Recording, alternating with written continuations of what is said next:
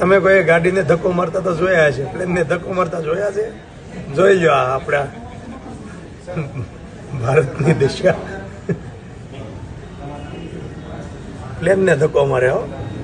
સેલઅપ નથી લાગતો, વોલ્ટિનેટર ખરાબ થઈ ગયું છે એટલે બેટરી ચાર્જિંગ નથી થઈ, એટલે આ સેલઅપ બગડી ગયો છે. હવે આપણે અલ્તાફભાઈને મોકલવા પડશે આનો સેલઅપ રિપેર કરવા માટે.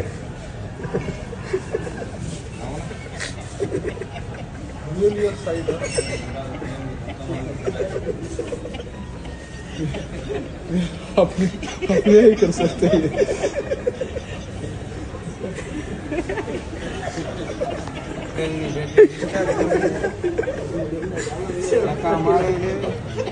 હજી સેલઅપ નથી લાગતો. વાહ કરી બહુ હો ભાઈ.